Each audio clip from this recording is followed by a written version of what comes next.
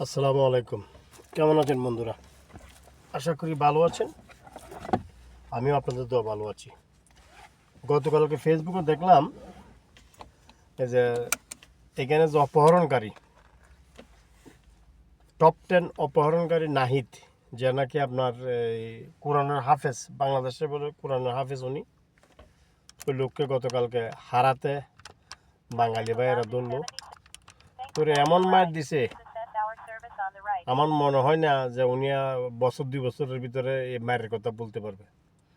পুলিশকে দিয়েছি মেরে। আসলে দেখুন, কারো প্রবাসে সবাই এসেছি পরিশ্রম করে টাকা কামাবো, সেই টাকা দেশে পাঠাবো, মা বাবা বউ বাচ্চা খাবে।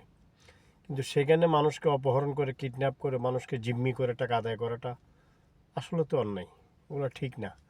এখনও যারা অপহরণকারী আছেন ভালো হয়ে যান, ভালো হবে। কারণ আপনিও প্রবাসী, আমিও প্রবাসী। এক প্রবাসী আরেক প্রবাসীর পাশে দাঁড়াবে, এটাই স্বাভাবিক।